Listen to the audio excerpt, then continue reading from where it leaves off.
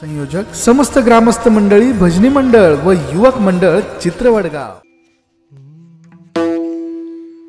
जिंकावा संसार, जिंकावा संसार, येणे नावे तरी शूर. येर कायती बापुडी, कीर अहंकाराची घोडी. पण ऐशा नावे, पण ऐशा नावे, देव धरी जे तो भावे. येर कायती बापुडी, कीर अहंकाराची घोडी. तुका म्हणे जावे, तुका म्हणे जावे, सत्कीर्तीने बरवे. येर कायती बापुडी, कीर अहंकाराची घोडी. विठाला विठाला विठाला विठाला विठाला विठाला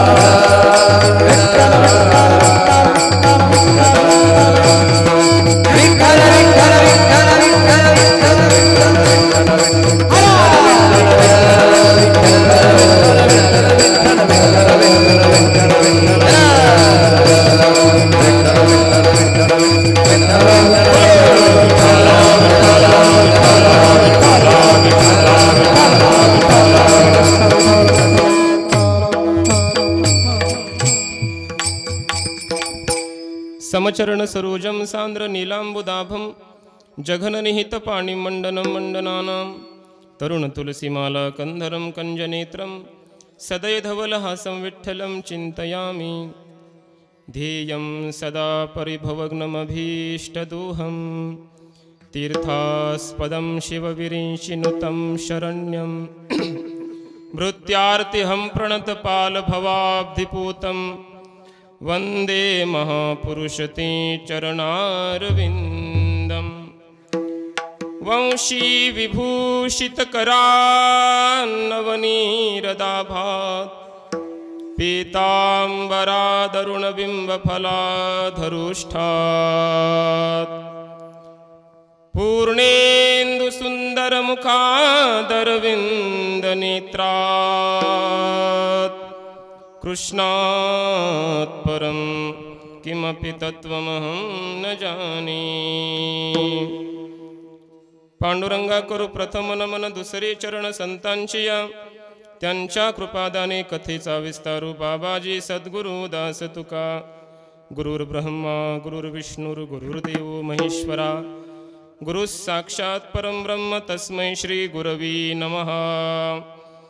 अखंड मंडलाकारं व्याप्तं येन चराचरं तत्पदं दर्शितं येन तस्मै श्री गुरवे नमः.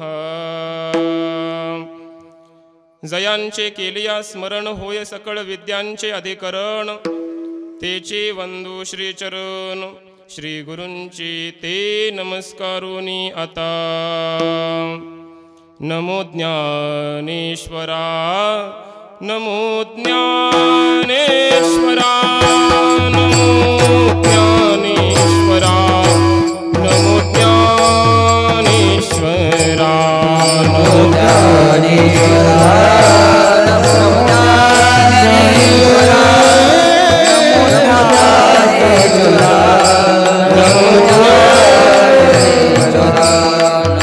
ज्ञानेश्वरा, नमो ज्ञानेश्वरा, नमो ज्ञानेश्वरा, नमो ज्ञानेश्वरा, नमो ज्ञानेश्वरा,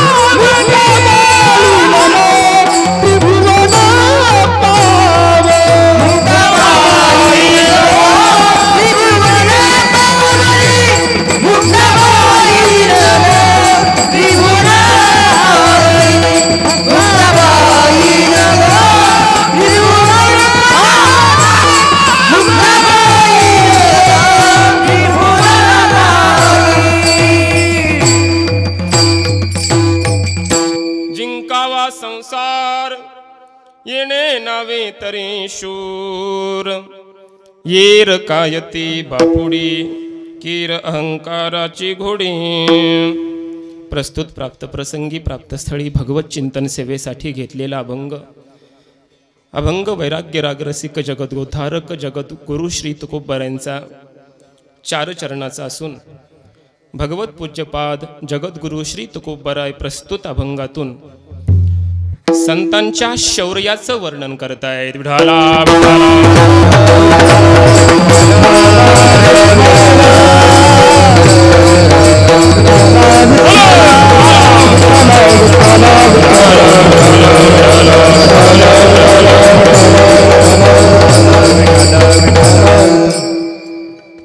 प्रतिवर्षाप्रमाणे संपन्न होत असलेला आपल्या या चित्रे वडगाव या परमपावन पुण्यभूमीमध्ये संपन्न होत असलेला वार्षिक अखंड हरिनाम सप्ताह, या सप्ताहातील ही दुसऱ्या दिवसाची कीर्तन सेवा आयोजक नियोजकांच्या वतीने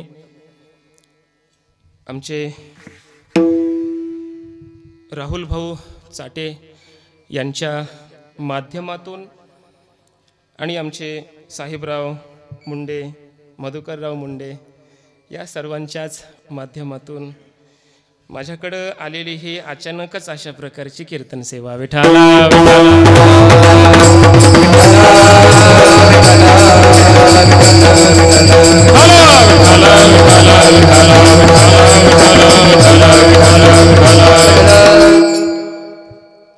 आले देवाजीच्या मना तेथे कोणाचे चालेना।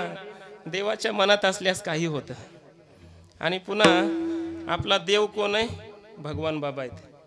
त्यामुळे साक्षात भगवंताच्या आणि भगवान बाबांच्या मनात आल्यावर काही होतं, मग आळंद देऊन कृष्णा येतो। विठाला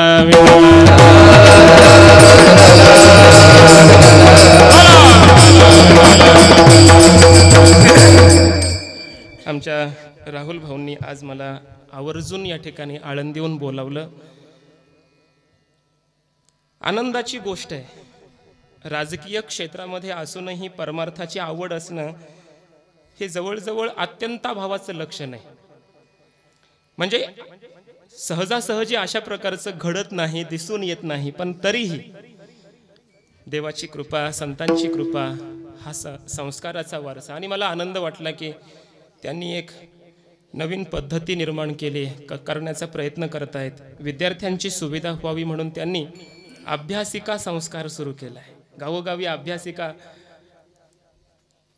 विद्यार्थ्यांना अभ्यास करण्यामध्ये जो काही विक्षेप होतो, त्रास होतो, तर तो होऊ नये यासाठी त्यांचा हा प्रयत्न आहे।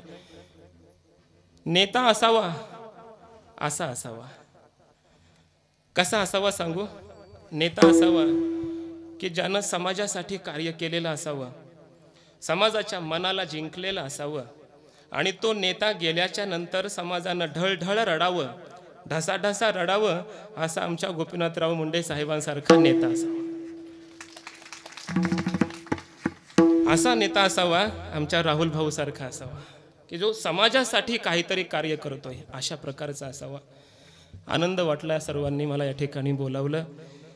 चिंतन सेवेसाठी घेतलेला अभंग जगद्गुरु तुकोबरायांचा आहे, 4 चरणाचा आहे।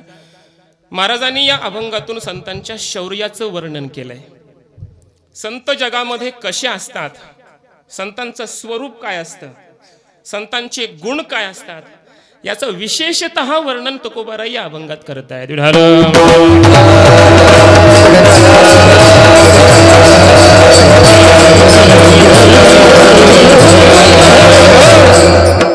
मानवी जीवनाची कृतार्थता कशात असेल तर लक्षात घ्या, संतांची कृपा, एखाद्या साधूचा आशीर्वाद आपल्या पाठीमागे असेल तरच आपण आपल्या जीवनात यशस्वी होऊ शकतो।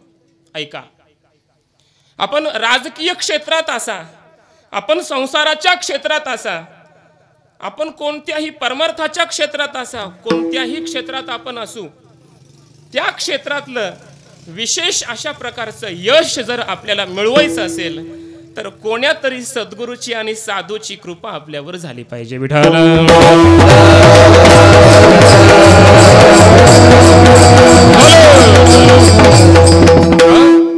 ऐका, मी उदाहरण सांगेन आपल्याला. प्रभू श्री रामचंद्रांचं साम्राज्य असेल, झाले राम राज्य काय उणे आम्हाशी. प्रभू श्री रामचंद्रांचं साम्राज्य सामान्य असेल का? नाही या आनंदाशी जोडा, दुःख ते कैचे नये स्वप्नाशी. झाले रामराज्य काय उणे आम्हाशी, धरणी धरी पीक गायी ओळल्या म्हैशी. असं म्हटलंय, स्वप्नीही दुःख कोणी न देखे डोळा. स्वप्नातही कुणाच्या दुःख येत नव्हतं. असं प्रभू श्री रामचंद्रांचं साम्राज्य असेल तर त्याच्या पाठीमागं कृपा हस्त प्रभू ऋषी वसिष्ठांचा होता. लक्षात घ्या. भगवान श्रीकृष्णाचं राज्य असेल तर त्यांच्या पाठीमागे सुद्धा महर्षी सांदीपनींचा कृपा हस्त होता. छत्रपती शिवरायांनी जर आपलं स्वराज्य स्थापन केलं असेल तर त्यांच्या पाठीमागे कृपा हस्त हा रामदास स्वामींचा होता. संत जगदोद्धारक श्री तुकोबरायांचा होता. राजा जनकासारखा राजा आता पुन्हा भूमितलावर होणं नाही. अग्नीमध्ये एक पाय जळाला तरी सुद्धा ज्या राजाला पत्ता नाही, अशा विदेही अवस्थेमध्ये परमात्मा स्वरूपामध्ये चिंतनामध्ये रंगलेला असा राजा जनक एवढा मोठा अवस्थावान झाला असेल तर त्याच्या पाठीमागे महर्षी याज्ञवल्क्यांचा कृपा हस्त होता. ऐका, आपल्याला जर आपल्या क्षेत्रात मोठं व्हायचं असेल, राजकीय क्षेत्र असो कोणतंही क्षेत्र असो, मोठं व्हायचं असेल तर साधूचा आशीर्वादच पाहिजे. विठाला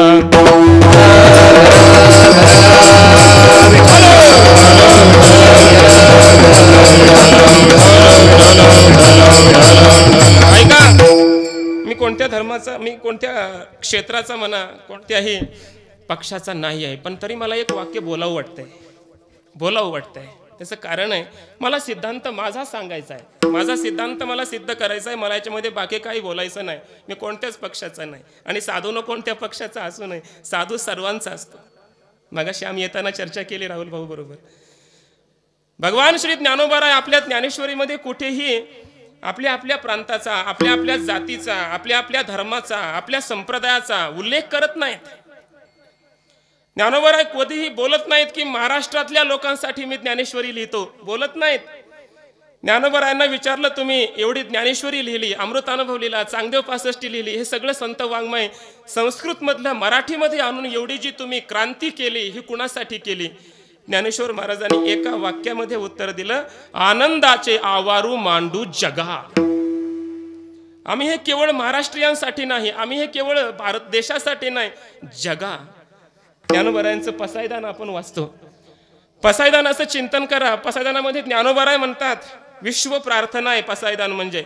ज्ञानोबाराय चिंतन करतात, आम्ही हे पसायदान हे सगळं कशासाठी करतोय?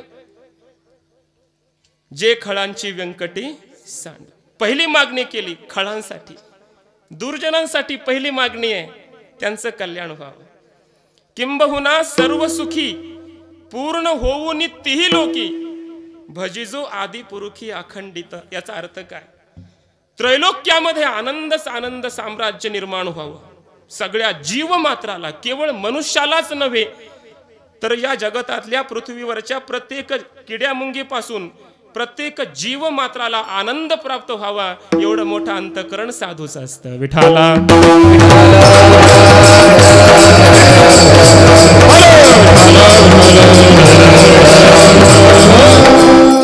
मला मुद्दा एवढा सांगायचा आहे, जर एखाद्या साधूची, साधू समाजाची कृपा असेल तर काय होतं? साधू समाज जर पाठीमागे आपल्या कृपा हस्त घेऊन असेल, आशीर्वाद देत असेल, राजा हो पुढे चाल, आम्ही तुझ्या पाठीमागे आहोत असं म्हणून जर साधू जर त्याला आश्रय देत असतील, कृपा करत असतील, तर चहा विकणारा पंतप्रधान होतो आणि 70 वर्षाचं साम्राज्य राज्य असताना त्यांची वाट लागते, जर ते साधूचे संरक्षण करत नसतील तर. माझ्या बोलण्याचा अर्थ लक्षात घ्या. स्वामी करपात्रे महाराज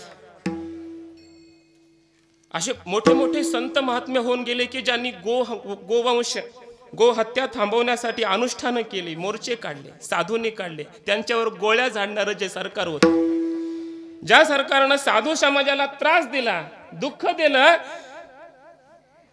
किती मोठा असेल तो, त्याची वाट लागल्याशिवाय राहत नाही. आणि जर साधूची कृपा असेल तर चहा विकणारा पंतप्रधान होतो. विठाला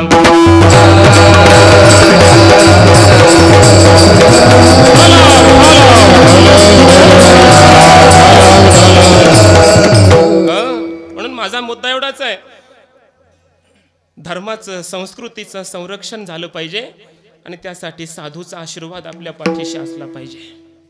साधूचा आशीर्वाद असेल तर काहीच अशक्य नाही. एका वाक्यात सांगू, आपल्या जीवनाची कृतार्थता, आपल्या जीवनातलं खरं यश, खरं साफल्य मिळवायचं असेल तर साधू पाहिजे. आणि साधूच्या संगतीमध्ये साधूची कृपा झाली तर काय होतं यासाठी अनेक प्रमाण आहेत. मी फक्त मोजकी 1-2 प्रमाण देतो आणि माझा मुद्दा संपवतो. जगद्गुरु तुकोबाराय म्हणतात, तुका म्हणे जिणे भले संत संघष्टने,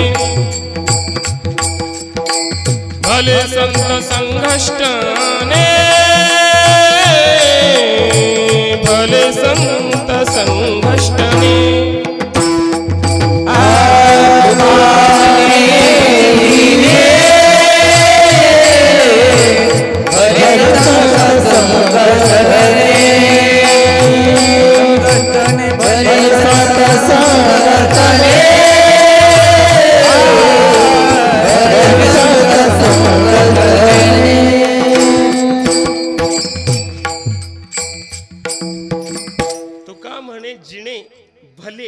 संत संघष्टने, संत संघष्टने जिने भले. तुकोबाराय म्हणतात, संतांच्या संगतीमध्ये आला ना त्याचं जीवन भलं होतं. भलं भलं म्हणजे त्याच्या जीवनाचं यश त्याला प्राप्त होतं. एक प्रमाण आणखी सांगतो, माझा सिद्धांत सिद्ध होण्यासाठी आणखी एक प्रमाण देऊन जातो.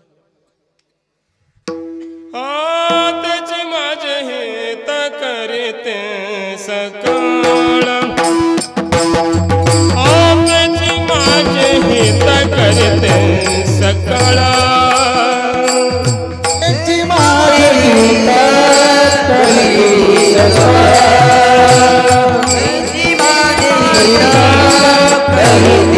त्याचे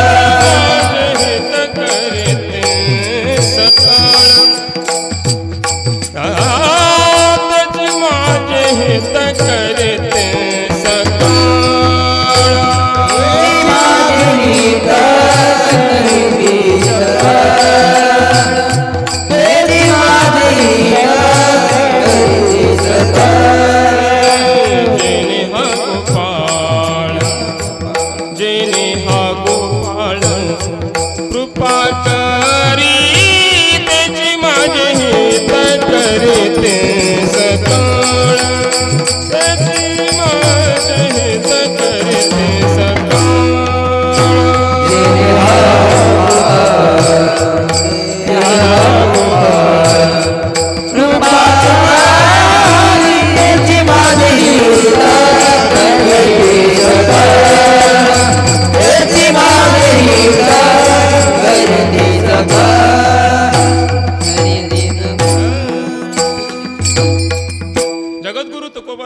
त्याचे माझे हित करीते सकळ, माझे सकळ हित तेची करीते.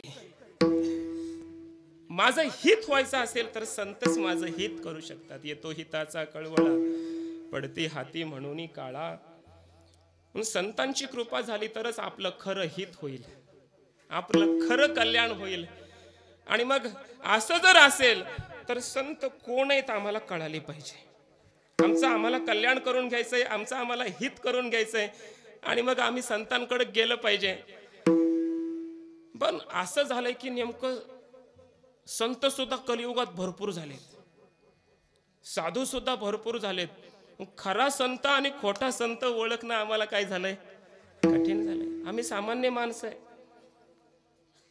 खरा संत आम्हाला कळत नाही महाराज.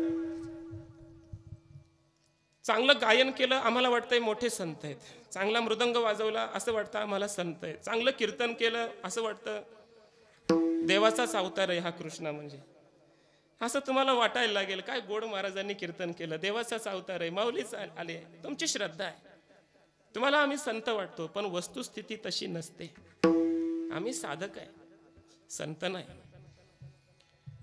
आणि मग खरा संत आम्हाला जर कळतच नसेल तर कोण आहे संत की ज्याच्या चरणाला आम्हाला लागायचंय, ज्याला शरण जायचंय आणि त्याची कृपा आमच्यावर करून घ्यायची आणि आमचं हित करायचंय. काय करावं महाराज सांगा. आणि मग अशा संतांचं लक्षण कळालं पाहिजे. तेची संत तेची संत तेची संत तेची संत तेची संत तेची संत तेची संत तेची संत जानता है तब विठ्ठल जानता है तब विठ्ठल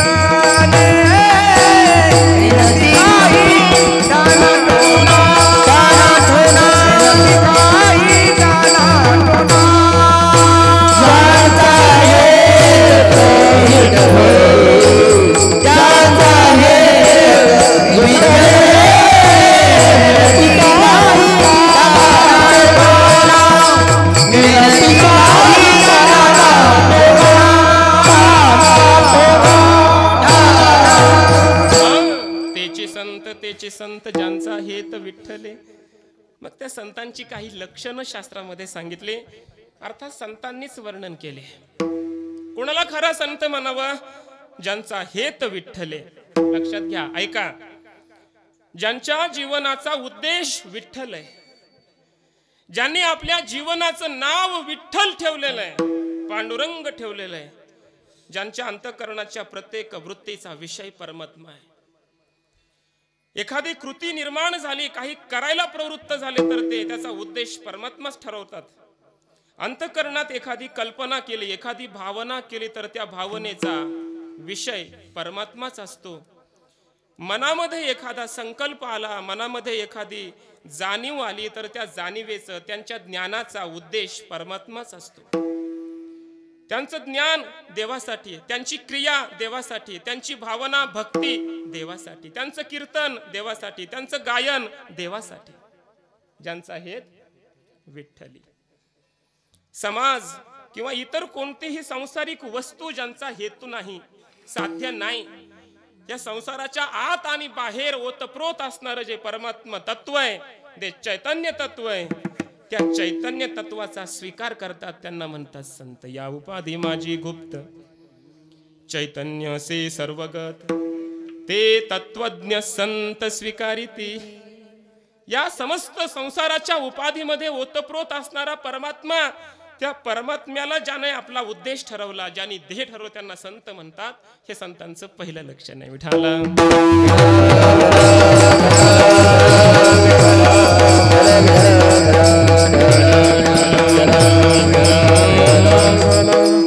त्यांना विचारलं, तुमची आई कोण? ते म्हणतात विठ्ठल. बाप कोण? विठ्ठल. भाऊ कोण? विठ्ठल. बहीण कोण आहे तुमची? सगळं विठ्ठलच. कृष्ण माझी माता, कृष्ण माझा पिता, बहीण बंधू चुलता, कृष्ण माझा विठ्ठल बाप माय चुलता. त्वमेव माता च पिता त्वमेव, त्वमेव बंधुश्च सखा त्वमेव, त्वमेव विद्या द्रविणं त्वमेव, त्वमेव सर्वं मम देव देव. हे देव देव त्वम एव मम सर्वम. हे देवा, तूच माझं सर्वस्व आहेस. विठ्ठल माझा माझा माझा माझा माझा, विठ्ठल माझा मी विठ्ठलाचा, मी विठ्ठलाचा आणि विठ्ठल माझा. बस याच्यापेक्षा ज्यांच्या जीवनाचा उद्देश दुसरा काहीच नाही, त्यांना म्हणायचं संत. ज्यांचा हेत विठ्ठले. आता ऐका, थोडं चिंतन सांगतो. संतांचं लक्षण पाहायचंय.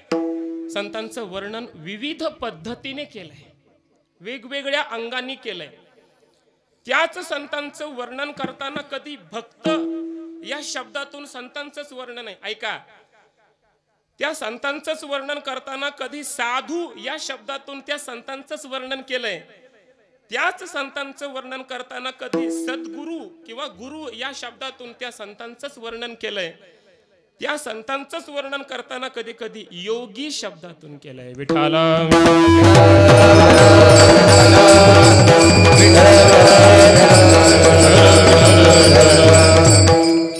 असं करण्यातून काय तात्पर्य? तात्पर्य सांगण्याचं हे की जे खरे संत असतात तेच योगी असतात, खरे संत असतात तेच भक्त असतात, खरे संत असतात तेच साधू असतात, खरे संत असतात तेच सद्गुरू असतात. ऐका, हे सांगण्यासाठी, हे सिद्ध करण्यासाठी संतांचं असं विविध अंगाने संत वाङ्मयात वर्णन आहे. विविध अंगांनी वर्णन संतांचं केलंय. काही ठिकाणी त्यांना साधू म्हणून त्यांचं वर्णन केलं. जे का रंजले गांजले त्यासी म्हणे जो आपुले. जे का रंजले गांजले त्यासी म्हणे जो आपुले. तोची साधू ओळखावा देव तेथेच जाणावा. तुझी साधू ओळखावा देव तेथेच जाणावा. तुझी साधू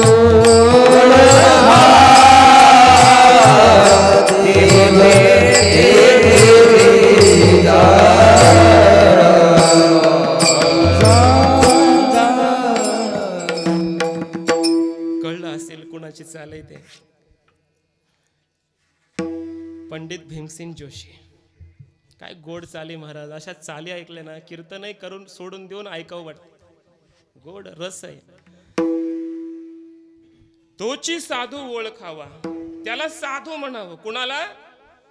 जे कारंजले गांजले त्यासी म्हणे जो आपुले. जे रंजलेले गांजलेले असतात त्यांना जो आपलं म्हणतो तो साधू. ऐका, जे मोठे आहेत, श्रीमंत आहेत, त्यांना माझं म्हणणं, त्यांच्या पाठीमागं धावतो त्याला साधू नाही म्हणत. त्याला नाही साधू म्हणता येत. साधू त्याला आपलं म्हणतो जे रंजलेले असतात, गांजलेले असतात, दीन असतात, गरीब असतात, ज्यांना कोणी नसतं, त्यांना जो आपलं म्हणतो तो खरा साधू आहे. विठाला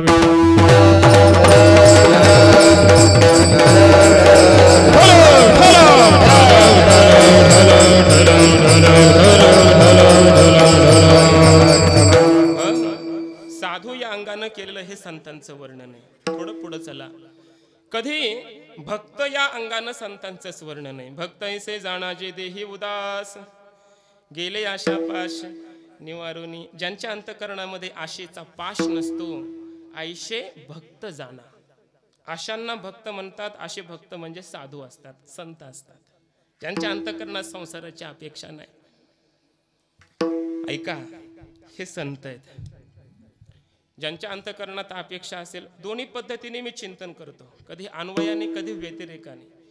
ज्यांच्या आशापाश गेले ते साधू असतील, तर ज्यांचे गेले नाहीत ते साधू नाहीत हे चिंतन करायचं. त्यांना साधू म्हणायचं काही कारण नाही. ऐका, कधी त्या साधू संतांचं वर्णन करताना गुरु या शब्दातून केलंय. गुरु या शब्दातून ज्ञानोबरायांनी आपल्या गुरूंचं वर्णन करताना तोंड भरून अमृतानुभवामध्ये वगैरे वर्णन केलंय. निवृत्ती जया नाव निवृत्ती जया बरव किंबहुना निवृत्तीची राणी व निवृत्तीची. आमच्या सद्गुरूंचं नाव म्हटले निवृत्ती आहे. का त्यांना निवृत्ती म्हणतात काय माहिती. माऊलींनी चिंतन केलंय बरं हे. माऊली म्हणतात आमच्या गुरुजींचं नाव निवृत्ती आहे. कुणी ठेवलं काय माहिती. का? कारण माऊली म्हटले निवृत्ती कुणाला म्हणावं? जे कधी प्रवृत्तीवर येत नाही ते निवृत्ती. बरोबर ना? जे कधी प्रवृत्तीवर व्यवहारावर आले नाहीत, देहावर आले नाहीत, त्याला निवृत्ती म्हणायचं. पण आमचे निवृत्तीनाथ महाराज असे आहेत की त्यांना प्रवृत्ती आणि निवृत्ती दोन्हीचा स्पर्श नाही. प्रवृत्ती आणि निवृत्ती यांचे आटून या भाग निवडिले चांगर साय असे आमचे सद्गुरुनाथ आहेत. एखादी प्रवृत्ती असावी तिचा रूप. संत कुळीचा राजा गुरु संत कुळीचा राजा गुरु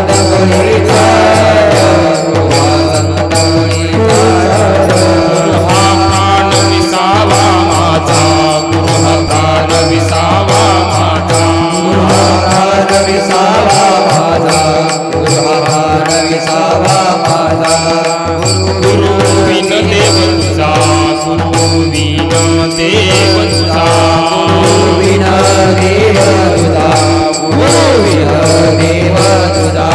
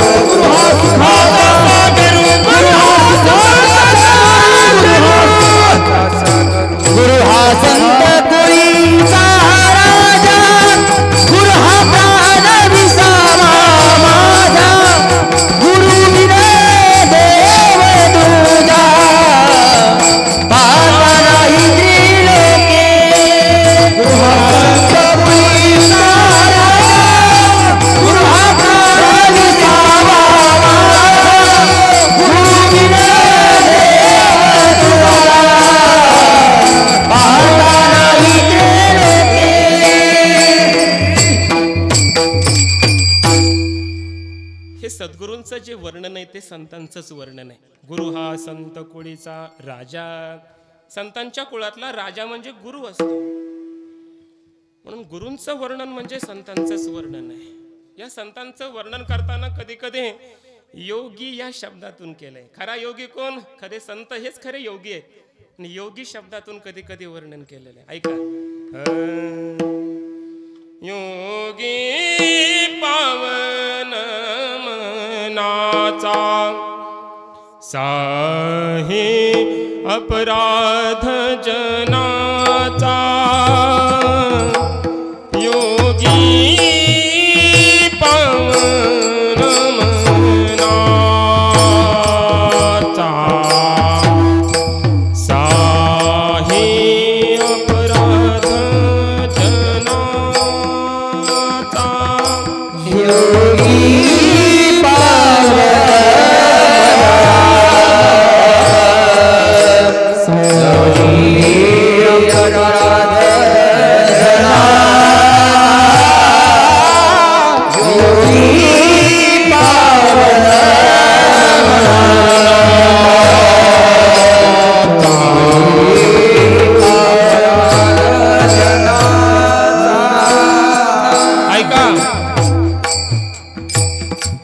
भगवान श्री ज्ञानोबा एका दिवशी मधुकरी आणण्यासाठी आळंदीमध्ये गेले. मधुकरी आणण्यासाठी आळंदीमध्ये ज्ञानोबा गेलेत. कुठेतरी भिक्षा मागितलेली आहे, कोणीतरी भिक्षा वाढलेली आहे माऊलींना. तिकडून विसोबासाठी धावतच आला. ज्ञानोबारायांच्या झोळीमध्ये जी भिक्षा होती, जे पीठ होतं ते हिसकावून घेतलेलं आहे. हिबाळून घेतलं आणि टाकून दिलं. आपल्या पायानं कचकच तुडवलं. जवळ एक काटेरी काठी पडलेली होती, ती काठी उचलली आणि ज्ञानोबरायांना तो मारू लागला. माऊलींचं उघड्या पाठीवर माऊलींच्या त्या काठीचे वार करू लागला, मारू लागला. कसे तरी 2-4 लोक धावत आले, ते सोडवलेलं आहे. आणि ज्ञानोबरायांना मग मात्र समाजाचा क्रोध अनावर झाला. ज्ञानोबराय ठरवलं आता जगामध्ये राहायचं नाही. जगाला जर आपण मान्यच होत नसू तर जगामध्ये का राहायचं आपण. आणि ज्ञानोबराय सिद्धबेटामध्ये गेले, आपली ताटी उघडली आणि मध्ये बसले.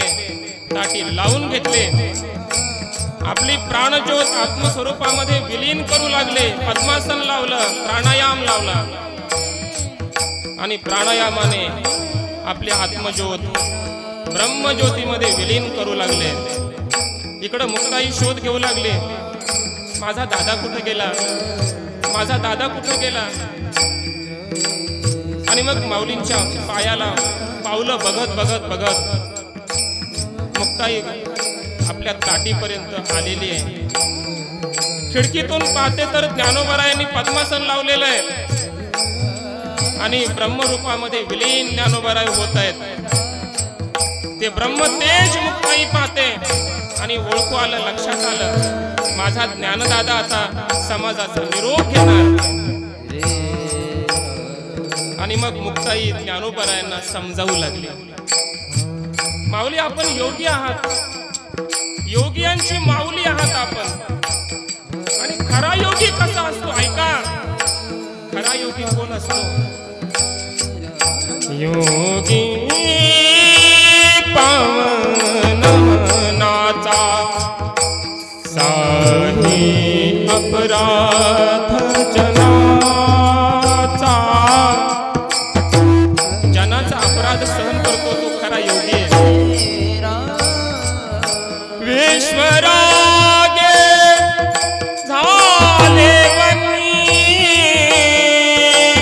संती सुखे वावे पाणी. शब्द शस्त्रे झाले क्लेश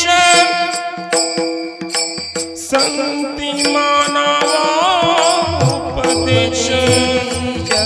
विश्वपट ब्रह्मदोरा ताटी उघडा ज्ञानेश्वरा. योगी पावन मनाचा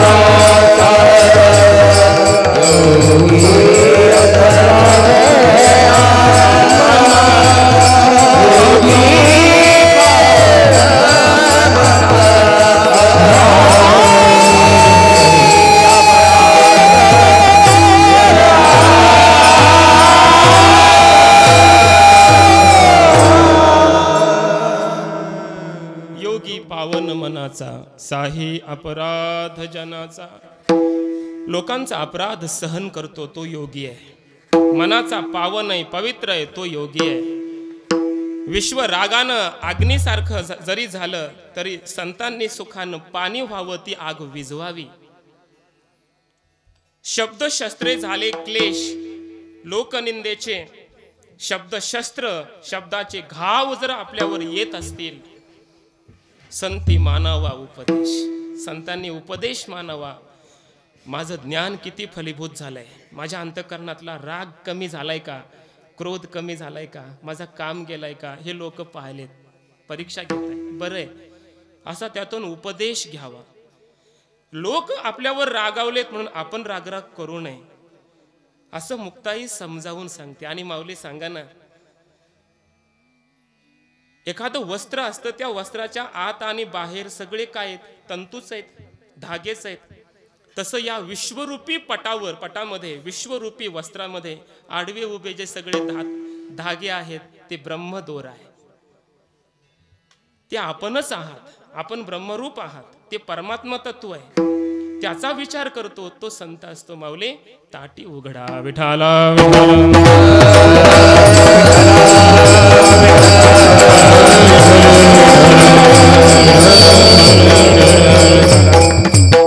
ऐका, हे जे वर्णन आहे ते संतांचंच वर्णन आहे.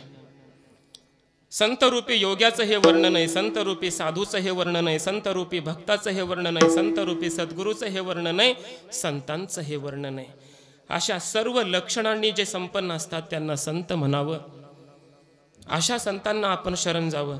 अशा संतांचं वर्णन आणखी विविध अंगांनी केलंय, आणखी वेगवेगळ्या अंगांनी केलंय. काही ठिकाणी संतांच्या गुणाचं वर्णन आहे. तुका म्हणे गुण चंदनाचे अंगी तैसे तुम्ही जगी. काही ठिकाणी त्यांच्या अवतार कार्याचं वर्णन आहे. अवतार तुम्हा धराया कारण उद्धरावे जन जडजीव, हे अवतार कार्याच्या वर्णन आहे, कार्याचं वर्णन आहे. कधी संतांच्या स्वरूपाचं वर्णन आहे, स्वरूपाचं. कैवल्याचा पुतळा प्रगटला भूतळा चैतन्याचा जिव्हाळा ज्ञानोबा माझा, ज्ञानोबा माझा. हे संतांच्या स्वरूपाचं वर्णन आहे. ब्रह्ममूर्ती संत जगी अवतरले, हे त्यांच्या स्वरूपाचं वर्णन आहे. ऐका, विविध अंगाने वर्णन आहे संतांचं. एका एका मुद्द्याचं वर्णन करायला स्वतंत्र 2 तास पाहिजेत, पण थोडक्यात मी उल्लेख करून जातोय.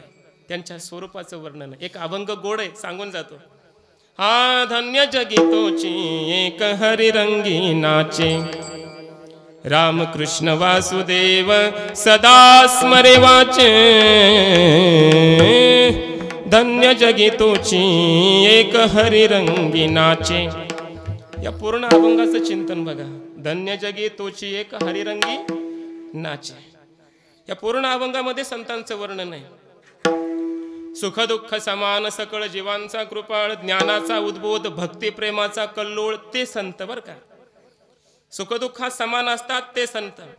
सकळ जीवांचा कृपाळ तो संत. ज्ञानाचा उद्बोध जिथं असतो तो संत. भक्ती प्रेमाचा कल्लोळ ज्याच्या अंतकरणात असतो तो संत.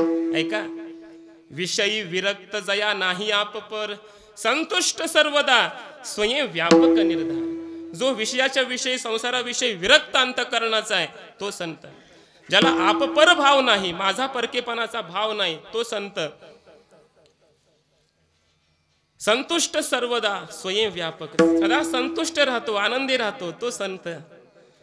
आणि मी व्यापक ब्रह्मरूप आहे असा ज्याचा बोध आहे तो संत.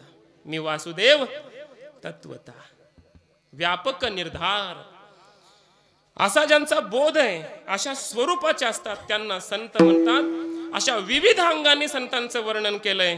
तुकोबाराय म्हणतात, खरे संत जगामध्ये अशा विविध पैलूंनी युक्त ज्यांचं जीवन चरित्र घडलेलं असतं ते संत असतात. एवढंच नाही, संतांच्या शौर्याचं सुद्धा वर्णन केलं. जगामध्ये खरे शूर, खरे योद्धे कोण आहेत?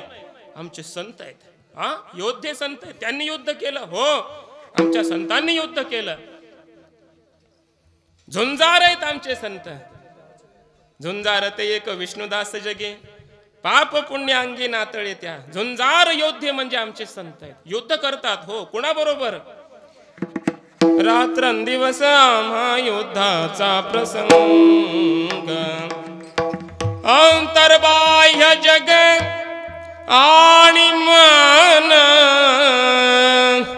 अंतर्बाह्य जग आणि मन. अंतर्बाह्य जग आणि मन यांच्याबरोबर युद्ध करताना आम्हाला रात्रंदिवस युद्ध करावं लागतं. तुकोबाराय म्हणतात, अंतर मन आणि बाह्य जग असा अन्वय चरणाचा. अंतर मनाबरोबर आणि बाह्य जगाबरोबर आम्हाला युद्ध करावं लागतं. लक्षात घ्या, परमार्थ करणं म्हणजे युद्धच करणं आहे बरं का. आणि संसार करणं म्हणजे सुद्धा युद्धच करणं आहे. आपल्या श्रीमद भगवद्गीता आपला हिंदू धर्मग्रंथ आहे. भगवद्गीता आम्हाला वारंवार सांगते, तस्मात युध्यस्व भारत. भारत, आपण सगळे भारत आहेत. भा म्हणजे ज्ञान. ज्ञानामध्ये जे रममाण देश आहे त्या देशाला म्हणायचं भारत देश. कोणी पैशात रममाण असेल बाहेरचे देश, कोणी संपत्तीत भोगात विलासात रममाण असेल. आमचा देश वैराग्यात रममाण आहे. आमचा देश ज्ञानात रममाण आहे. भा म्हणजे ज्ञान आणि रत म्हणजे रममान होणे. ज्ञानात जो रममान आहे याला म्हणायचं भारत देश.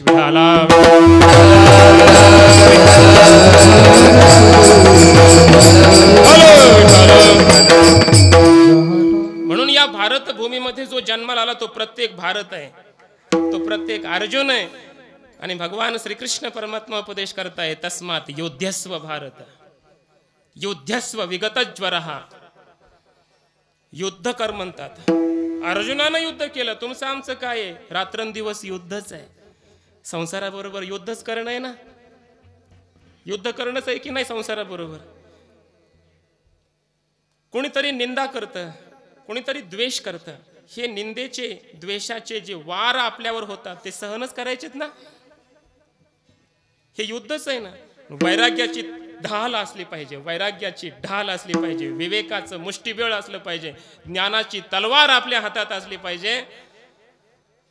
आणि आपण या युद्ध भूमीमध्ये संसारामध्ये युद्धासाठी उतरलो पाहिजे. म्हणून संसार करताना आपल्यावर चांगले वाईट प्रसंग येणं हे युद्धच आहे. याच्यामध्ये जो घाबरतो तो युद्धातून पळून जातो, आत्महत्येसाठी प्रवृत्त होतो, तो भेकड आहे, घाबरट आहे, युद्धातून रणांगणातून पळून गेला. पण पळून नाही जायचं. आमचा देश, आमची संस्कृती आम्हाला पळून जायला शिकवत नाही. युद्धातून पाठीमोरं व्हायचं नाही. आता काय होईल ते होईल, लढा नाही तर मरा. छत्रपती शिवरायांच्या ते चरित्रामध्ये वर्णन येतात. किल्ल्यावर सगळे सैनिक गेले, तानाजी मालुसरेंचा इतिहास.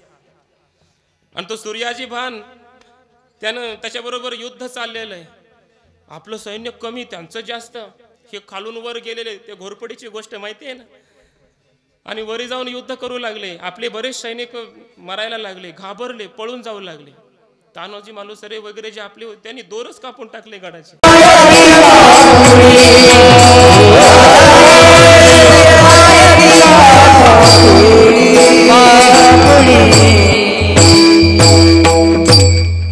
जिंकावा संसार येणे नावे तरी शूर. संसारावर विजय ज्यानं मिळवला त्याला खरं शूर म्हणावं, असा याचा अर्थ आहे. येणे नावे म्हणजे याला म्हणतात, असा याचा अर्थ आहे. नावे शब्दाचा अर्थ, नावे शब्दाचा अर्थ म्हणजे असा आहे. येणे नावे म्हणजे याला म्हणतात. तरी शूर, यालाच तर शूर असं म्हणतात. कुणाला? संसार जिंकावा, संसारावर पूर्ण विजय मिळवावा, त्याला खरं शूर म्हणावं. एखाद्या शत्रूवर नाही, पूर्ण संसारातल्या शत्रूवर, पूर्ण जगाला जिंकावं महाराज, सगळ्या जगाला जिंकावं, त्याला खरा शूर म्हणायचं. एखादं युद्ध केलं आणि एखाद्या शत्रूवर विजय मिळवला आणि त्याला शूर म्हणायचं का? तो कबराय म्हणतात नाही, तो खरा शूर नाही. सगळ्या जगाला जिंकलं, विश्वविजेता. तो सिकंदर आहे ना, त्याला आपण म्हणतो ना विश्वविजेता म्हणतो, सिकंदर बादशाह. खरं तर आपल्या भारत भूमीवर तो आक्रमण नाही करू शकला. पूर्णपणे भारतावर त्यानं साम्राज्य आपलं स्थापन करू शकला नाही. म्हणून तो खऱ्या अर्थानं जगत जेता नाहीये, नाही करू शकला. भारत देश आहे महाराज, योद्ध्यांचा देश आहे आपला, वीरांचा शूरांचा देश आहे. ऐका, संत शूर वीरांचा देश म्हणजे भारत देश. विठाला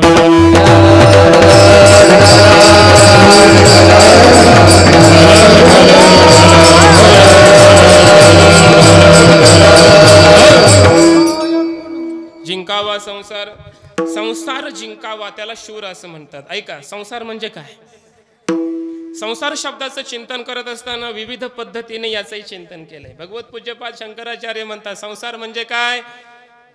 पुनरपि जननम पुनरपि मरणम पुनरपि जननी जठरे शयनम इह संसारे खलु दुस्तारे कृपया पारे पाहि मुरारे भज गोविंदम गोविंदम भज मूढमते गोविंदम भज मूढमते. पुनरपि जननम पुनरपि मरणम इह संसारे. पुन्हा जन्माला येणं, पुन्हा मरण, याला म्हणतात संसार. असा संसार शब्दाचा अर्थ शंकराचार्यांनी केला. आमच्या माऊलींनी एक पाऊल पुढे उचललं.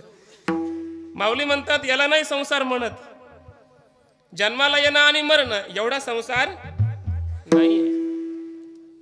अरे जन्माला तर आमचे संत येतात ना. तुका म्हणे गर्भवाशी सुखे घालावे आम्हा जन्म घेणे युगायुगी. संतही जन्माला येतात, मग त्यांनाही काय संसारी म्हणायचं का? म्हणून संसार शब्दाची व्याख्या बदलली पाहिजे. म्हणून त्यांनी वेगळी व्याख्या केली माऊलींनी. म्हटले संसार शब्द ऐका, आगा उपजने आणि निमने हे साचची जे का मानने तो जीव लोकू मी म्हणे संसारूह. माऊली म्हणतात कोणाला पटेल न पटेल आपल्या आपल्या पद्धतीनं बुद्धीनं तुमच्या व्याख्या करा, पण तो जीवलोक मी म्हणे, त्याला जीवलोक किंवा त्याला संसार मी म्हणतो. कशाला? उपजने निमने हे साचची जे का मानणे. जन्माला येणं आणि मरणं याला सत्य समजणं हा संसार आहे. ऐका, जन्माला येणं आणि मरणं दिसणारा हा संपूर्ण वेष्टी समष्टी संसार हा सत्य आहे, हे जगत सत्य आहे असं समजणं हा संसार आहे. आणि हा खोटा असा संसार हे ज्याला कळालं त्यानं संसार जिंकला. जन्म मृत्यू स्वप्नासारिखे आप त्यानं दिसे पारिखे. जन्म आणि मृत्यू महात्मा म्हणतो स्वप्नासारखं आहे. आपण स्वप्नामध्ये कधी कधी मरतो की नाही? जवळजवळ प्रत्येकाला एकदा स्वप्न पडतंच हे असं की आपणच मेलेलो असतो आणि मग आपलं ते ताटी उचललेली असते, त्या सरणावर चितेवर टाकलेले असते. कोणीतरी आपल्या घरची माणसं ते मुलगा वगैरे प्रदक्षिणा ते फिरत असतो, तो घट फोडतो, काय आग काय लावली त्याचे ते चटके बसायला लागतात आणि मग खरबडून जागा होतो. हे सगळं पाहतो आपण स्वप्नामध्ये. आपणच मेलो, आता जागा झाला. ऐका, स्वप्नात मेला, जागा झाला, आता मेलाय का जिवंत आहे? जिवंतच आहे. स्वप्नातलं मरण खरं आहे का? नाही. एकाला म्हटले स्वप्नामध्ये राज्य प्राप्त झालं, जगाचा राजा बनला आणि आनंदानं उड्या मारायला लागला, कुठं बाजावर आणि जागा झाला. दे एक थोपडे दिला शेजारच्यानं, ओट म्हणला, काय उड्या मारायला लागला, जागा झाला. आता राजा आहे का? ज्ञानोबा म्हणतात स्वप्नीचे येईले जाईल लया, जाईल लया, स्वप्नीचे येईले जाईल लया, स्वप्नीचे येईले जाईल लया, जाईल लया, स्वप्नीचे येईले जाईल लया. ज्ञानदेव म्हणे पाहता पाहिजे, ज्ञानदेव म्हणे पाहता पाहिजे, ज्ञानदेव म्हणे पाहता पाहिजे, ज्ञानदेव म्हणे पाहता पाहिजे.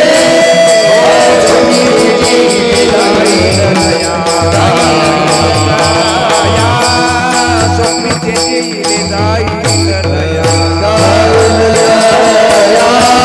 स्वप्नीचे येईले जाईल लया, जाईल लया, स्वप्नीचे येईले जाईल लया. स्वप्नीचे चैले जाईल लया. स्वप्नातून जागा झाला की सगळं गेलं. स्वप्नीचे राज्य का मरण, नोहे हर्ष शोकासी कारण, उपवढलिया जाण जिया परी. स्वप्नातलं राज्य, स्वप्नातलं मरण जागृतीत आल्यावर काहीच खरं नाही. तसं हा संपूर्ण संसार, तैसा हा संसार. लटिका व्यवहार सर्व हा संसार, लटिका व्यवहार सर्व हा संसार, लटिका व्यवहार सर्व हा संसार, सर्व हा संसार. या मेर थार हरी बिना या मेर थार, हरी बिना हरी मुखे मना, हरी मुखे मना, हरी मुखे मना, हरी मुखे मना, हरी मुखे मना, हरी मुखे मना, हरी मुखे मना, लटिका व्यवहार सर्व हा संसार. सर्व हा संसार लटिका असं समजणं म्हणजे जिंकणं. लक्षात घ्या, जन्माला येणं मरणं एवढा संसार नाही. पत्नी मुलं बाळ घरदार गाडी बंगला एवढा संसार मर्यादित नाही. दिसणारा सगळं जग संसार आहे. हा देह संसार आहे. जोपर्यंत आपण या देहामध्ये आहोत तोपर्यंत आपण संसारिक आहे. मग तो संन्यासी असला तरी, ब्रह्मचारी असला तरी, गृहस्थी असला अभी तो खास स्वार यार आहे. संसारिक असला तरी संसारिकच आहे. गृहस्थी असला तरी ब्रह्मचारी. जोपर्यंत देहात आहे तुकोबराय म्हणतात तववर यावघे संसारिक. तुका म्हणे नाही निरसला देह, तव वरी अवघे संसारिक. जोपर्यंत देहाचा निराश झाला नाही तोपर्यंत संन्यासी असला तरी संसारिकच आहे. जोपर्यंत मी आणि माझे पण गेलं नाही तोपर्यंत कोणी असला तरी संसारिकच आहे. ज्ञानोबरायांनी संन्यासाची व्याख्या केली. संन्यासी म्हणजे काय? मी माझे ऐसी आठवण विसरले जयाचे अंतःकरण पार्था तो संन्यासी जाण निरंतर. ज्याच्या अंतःकरणात मी आणि माझं असं राहिलंच नाही. माझं तर सगळं जग माझं, नाही तर कुणीच माझं नाही, अशी ज्याची वृत्ती असते तो खरा संन्यासी. आणि मी हे माझा मठन, हे माझा आश्रम, आणि हे आमच्या पक्षाचे ते तुमच्या पक्षाचे, असं जोपर्यंत परमार्थातली सुद्धा माणसं म्हणत असतील तरी परमार्थात दिसली तरी ते खरे संसारिकच आहेत. ऐका आमच्या गुरुजींचं वाक्य, शुद्ध मनाने, लक्ष देऊन ऐका, शुद्ध मनाने, निर्विकार मनाने, आपपर भाव रहित, भेदभाव रहित अशा शुद्ध मनाने केलेला संसार म्हणजे परमार्थ आहे. आणि मी माझेपणा, काम, क्रोध हे विकार अंतःकरणात, निंदा, द्वेष, कपट, मत्सर, द्वेष हे सगळं अंतःकरणात विकार हे चिखल मनामध्ये असेल तर दिसायला कीर्तनकार असो कितीही मोठा परमार्थिक असला तरी तो शुद्ध संसारिक आहे. विठाला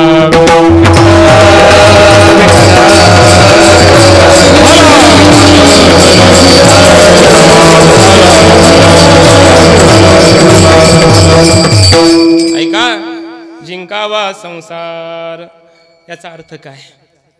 बाहेरच्या जगावरही विजय मिळवायचा आहे, आतल्या विकारावर विजय मिळवायचा आहे. त्यानं संसार जिंकला. कोण संसार जिंकला? आपल्या संस्कृतीमध्ये एक दुष्यंत नावाचा राजा होऊन गेला. लक्षपूर्वक गोष्ट ऐका, शेवटी मी गोष्ट सांगत असतो. दुष्यंत नावाचा एक राजा होता. कान्व ऋषीच्या आश्रमात आला. पहिले राजे लोक ऋषी मुनींना भेटत होते, आताचे पण भेटतात, पण निवडणुका आल्यावरच भेटतात, पुन्हा काही संबंध नाही. असे कमी असतात आमच्या राहुल भाऊ सारखे. कीर्तनात येऊन बसतात, श्रवण करतात, परमार्थिकांच्या बरोबर बोलतात. आमचे साहेबराव हे सगळी मंडळी परमार्थाच्या चर्चा करतात. मग असे आम्ही बोलत आलो. तो ऋषींच्या आश्रमात आला, कान्व ऋषींच्या, आणि तिथं एक कन्या होती. ती राजर्षी कन्या होती. तिचं नाव होतं शकुंतला. त्या शकुंतलेवर त्या दुष्यंत राजाचं मन गेलं. राजा होता, त्याचं मन गेलं, त्याला काय करणार? काही पर्याय आहे का त्याला? गेलं मन. पण त्यानं विचार केला, ज्यार्थी मी क्षत्रिय आणि या आश्रमातल्या मुलीवर माझं मन गेलंय, याचा अर्थ ही मुलगी ब्राह्मण नसली पाहिजे, क्षत्रियच असली पाहिजे. विचारपूस केली, ती क्षत्रियच होती. आणि मग त्यांनी गांधर्व विवाह केला. तिथं गांधर्व विवाहाची पद्धती नाही सांगितली, तर काही शास्त्राचा विधी वगैरे ते मंगलाष्टिका तसलं काही नसतंय. दोघांच्या एकमेकांची इच्छा असली ते लग्न होतं, गांधर्व विवाह. आणि त्यांनी केला. राजा निघून गेला. ऋषी कुठं बाहेर गेलेले, त्यांची भेट झाली नाही, निघून गेला. इकडं हिला एक मुलगा झाला. बरेच दिवस झाले, एक मुलगा जन्माला आला शकुंतलेला. आणि मग आता कान्व ऋषींना सांगितलं की माझा पती दुष्यंत नावाचा राजा आहे. कान्व ऋषी आणि ती शकुंतला त्या लेकराला घेऊन गेले राजवाड्यात. म्हणजे राजा, तुझा हा मुलगा, तुझी ही पत्नी. पण झालं होतं असं की त्याला शाप होता दुर्वास ऋषींचा झाला होता. का शाप झालता? कारण तो सतत त्या शकुंतलेचं चिंतन करायचा. तिकडे गेल्यावर सतत चिंतन तिचंच मनामध्ये. दुर्वास ऋषी आले, समोर उभे आहेत, बोलायलेत, राजा राजा, ह्याच्या मनामध्ये शकुंतला, ध्यान नाही. आणि मग दुर्वास ऋषी काय रागाचे अवतारच आहेत, दिला शाप. म्हणले ज्याचं चिंतन करतो त्याला विसरून जाशील. म्हणले जिचं चिंतन करायलाच तिला विसरून जाशील. शाप दिला. विसरून गेला ना राजा शकुंतलेला, विसरून गेला. आणि पुन्हा हे आले तर कोण म्हणला, कोण शकुंतला, कोण कुठली, मी नाही ओळखत. त्याचीच पत्नी होती. तिला विसर पडला, त्याला ओळखलं नाही. शकुंतलेनं आपला मुलगा घेतला, पुन्हा अरण्यामध्ये आली, जंगलामध्ये झोपडी बांधून बिचारी राहू लागली. काही वर्षाचा कालावधी गेला. राजाला वाटलं चला आपण शिकारीसाठी जाऊ. शिकारीसाठी गेला. तोपर्यंत हा मुलगा लहानाचा मोठा झाला आणि तो मुलगा क्षत्रियच होता. त्यामुळे तो काय लहान शेळीच्या पिलांबरोबर खेळण होय, वाघाच्या पिलाबरोबर खेळायचा, तो वाघाच्या पिलांबरोबर खेळायचा ते लहानसा मुलगा. ह्या राजानं पाहिलं, अरे कोणीतरी विशेष दिसतोय, राजाचा मुलगा दिसतोय एखाद्या, हा सामान्य मुलगा दिसत नाही. जवळ गेला, बाळा तू कुणाचा? ते म्हणला, बाळा कुणाला म्हणायला, मी तुमचं बाळ नाहीये, माझ्या आईचं बाळ आहे मी. तुझ्या आईचं नाव काय? शकुंतला. कुठेही तुझी आई? इथंच आहे आश्रमात. गेला, भेट झाली आणि त्या शकुंतलेकडं याची एक अंगठी होती, एक खून म्हणून. ओळख पटली, माझाच मुलगा आहे, माझी शकुंतला आहे, माझी पत्नी आहे. त्याला पश्चाताप झाला, ओळखलं मग. आणि मग त्यांना घेऊन तो राजवाड्यामध्ये गेला. हा मुलगा लहानाचा मोठा होऊ लागला, मोठा होऊ लागला. त्याचं नाव सर्वदमन ठेवलं. त्याचं नाव ठेवलं होतं सर्वदमन शकुंतलेनं. मग तो गेला, त्यानं तो दुष्यंत नावाचा राजा मोठा झाला. कुठल्या तरी ह्याच्यामध्ये तो आजारपणामध्ये मृत्यूला प्राप्त झाला. मग त्याच्या गादीवर हा बसला. हा सर्वदमन राजा झाला. यानं संपूर्ण भारतामध्ये, जगामध्ये विजय, भारतामध्ये जेवढे काही राजे होते सगळ्यांवर विजय मिळवला. म्हणून त्याचं नाव भारत ठेवलं, भरत राजा. त्याचं नाव ठेवलं भरत. आता सर्वदमनचा भरत नाव ठेवलं. पुन्हा त्यानं युद्ध केलं, सर्व जगावर विजय मिळवला. आणि तो म्हणायला लागला, आजपासून माझं नाव विश्वजित. संपूर्ण विश्वावर ज्यानं विजय मिळवला तो विश्वजित. सगळ्या राज्यामध्ये दौंडी पिटवली. सगळ्यांनी मला आजपासून विश्वजित म्हणायचं, सर्वदमन नाही, भरत नाही. आता केवळ भरत नाही ना, मी विश्वजित आहे. आणि आईला सवय लागली लहानपणापासून, ती म्हणायची, बाळा सर्वदमन ये, सर्वदमन जा, सर्वदमन जेवलास का? तिचं तेच सुरू आहे, सर्वदमन सर्वदमन. सर्वदमन शब्दाचा अर्थ होतो सर्वांवर विजय. सर्व म्हणजे सगळं, दमन म्हणजे नियमन करणारा, आपल्या इंद्रियावर, मनावर, सगळ्यावर नियमन ठेवणारा, तो सर्वदमन. हा एक दिवस म्हटला, आई आता माझं नाव काय आहे? विश्वजित. मला सर्वदमन म्हणू नकोस. ती म्हणली, बरं ठीक आहे बाळा. पुन्हा अजून 2 दिवस गेले की सर्वदमन सुरूच आहे. रागावला तो एक दिवस, आई मला आजपासून तू सर्वदमन म्हणायचं नाही. सांगितलं ना मी तुला एकदा, मला आता आजपासून सर्वदमन म्हणायचं नाही, मला विश्वजित म्हणायचं.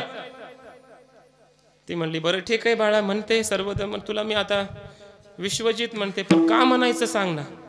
तो म्हटला, मी सगळ्या विश्वावर विजय मिळवला, सर्वांवर विजय मिळवलाय, म्हणून मला तू विश्वजित म्हण. ती म्हणली, सगळ्यावर तू विजय मिळवलास का रे? हो, सर्वांवर विजय मिळवला. मला एक प्रश्नाचं उत्तर दे. मी जेव्हा तुला सर्वदमन म्हणते तेव्हा तुला क्रोध येतो की नाही? तो म्हणला, मला क्रोध? तळपायाची आग मस्तकाला जाते म्हणला. खूप राग येतो, उगा आई हाईस म्हणून गप बसतोय, नाही तर खूप राग येतो तुझा. मला क्रोध येतो ना? बरं ठीक आहे, मी तुला सर्वदमन न म्हणता विश्वजित म्हणावं अशी तुझी इच्छा, कामना आहे की नाही? ती म्हणा, आहे. मग तुझ्या अंतःकरणातले काम, क्रोध हे शत्रू अजून तू जिंकले नाहीस. आणि ज्या दिवशी तू अंतःकरणातल्या काम, क्रोध या शत्रूंवर विजय मिळवशील त्या दिवशी मी तुला विश्वजित म्हणेन. विठाला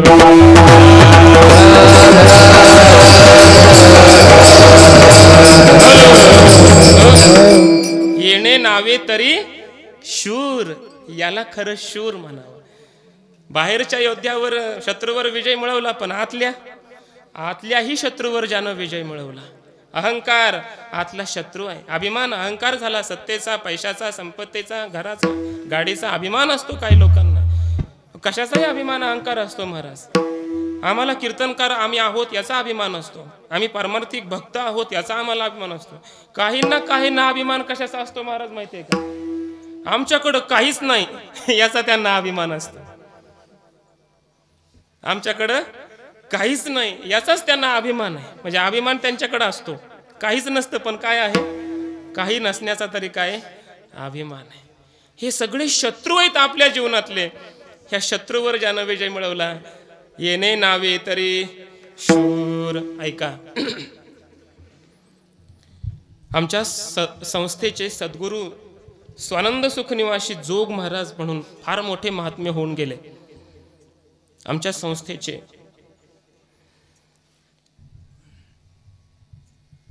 पहिलवान होते. आणि हिंद केसरी पहिलवानावर त्यांनी विजय मिळवला, पाडला हिंद केसरी पहिलवान. हिंद केसरी झाले. पंढरपुरामध्ये त्यांची यात्रा, मिरवणूक काढली आणि गंगागिरी महाराज त्या मिरवणुकीमध्ये रस्त्यावर होते. खाली उतरले, जोग महाराज दर्शन घेतलं गंगागिरी महाराजांचं. गंगागिरी महाराज म्हटले, काय रे, का तुझी मिरवणूक का काढतायत? म्हटले, मी हिंद केसरी पहिलवानाला पाडलं म्हणून माझी मिरवणूक आहे. अरे म्हणले, असले पहिलवान तर कोणी पाडेन, अजून एक पहिलवान राहिलाय, त्याला ज्या दिवशी पाडशील तेव्हा म्हणले तेव्हा तुला मी खरा पहिलवान मानेन. कोण आहे म्हणले, सांगा. अशी हाबकट ठुकली. सांगा म्हणले, कोण आहे दुसरा पहिलवान, मी पाडूनच येतो आता जाऊन. गंगागिरी महाराज म्हटले, तो काळ नावाचा पहिलवान आहे. त्या काळ नावाच्या पहिलवानाला तर तू विजय मिळवलास तर तू खरा शूर. आणि मग जोग महाराजांनी ठरवलं, आजपासून संसार करायचा नाही, ब्रह्मचारी राहिले, आजीवन ब्रह्मचारी. आळंदीला आले, ज्ञानेश्वरी उघडली, अनुष्ठान मांडलं माऊलींच्या समोर.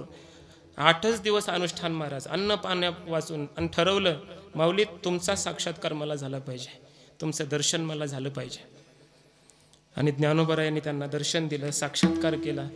आणि सद्गुरू जोग महाराज ज्ञानेश्वरी सांगायला लागले, गाथा सांगू लागले, अमृतानुभव सांगू लागले. साक्षात्कार झाला माऊलींचा जोग महाराजांना. आणि माऊलींचं चिंतन, भजन, कीर्तन सुरू झालं. परमार्थ आयुष्यभर सुरू केला, दुसरं काहीच नाही, सतत भगवंताचं चिंतन. मग जगासाठी संस्था वगैरे जवळच्या मंडळींनी उभारली. शेवटचा काळ आला. अंतिम पुण्याच्या दवाखान्यामध्ये होते. जवळ मामासाहेब दांडेकर, त्यांचे जवळचे पट्ट शिष्य. मामांना सांगितलं, म्हणले सोनू, त्यांना सोन्या म्हणायचे, सोनू म्हणायचे, सोनोपंत नाव होतं. म्हटले, सोनू मला आळंदीला घेऊन चल. म्हणले, महाराज तुमची तब्येत बरी नाही, तुम्हाला इथून उचलणं ठीक नाही, इथं तुम्हाला ॲडमिट केलं पाहिजे. नाही म्हणले, मला आळंदी, इथं मारायचं नाही म्हणले, मला काळावर विजय मिळवायचा आहे, दवाखान्यात मारणार नाही, मला आळंदीला घेऊन चल. काढलं आळंदी, बाहेर काढलं दवाखान्याच्या. पहिले रथ होते, टांगे होते, त्या टांग्यामध्ये बसवलं, निघाले, दिघीपर्यंत आले. आणि ज्यावेळेस येऊ लागले तेव्हा मधून मधून विचारायचे जोग महाराज, सोन्या आता कुठपर्यंत आलोय आपण, कुठपर्यंत आलोय? मामा आता आपलं महाराज आता आपण दिघीपर्यंत आलोय, भोसरीच्या पुढे निघालोय, इथपर्यंत आलोय, तिथपर्यंत आलोय.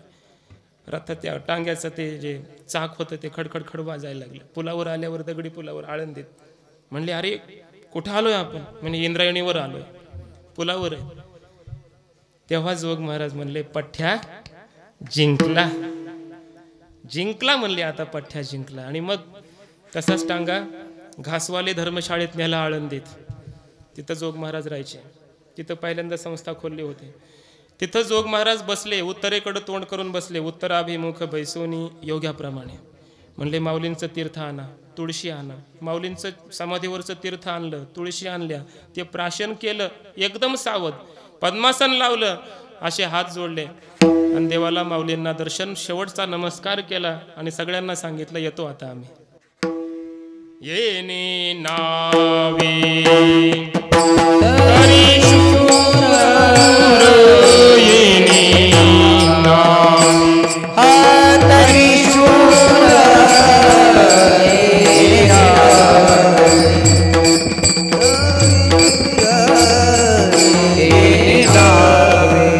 जिंकावा संसार, जिंकावा संसार, जिंकावा संसार, जिंकावा संसार, जिंकावा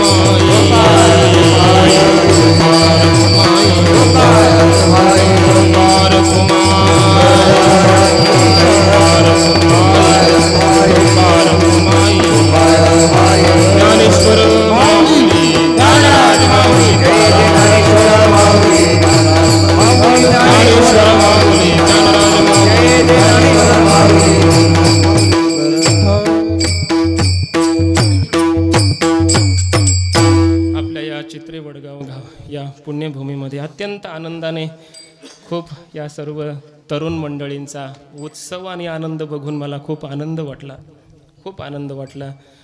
म्हातारी माणसं परमार्थकडं असतात महाराज खेड्यापाड्यात, पण ही सगळी अशी तरुण मुलं परमार्थामध्ये अशी बघून आहे ना, माझ्यासारख्या तरुणाला खूप आनंद वाटतो.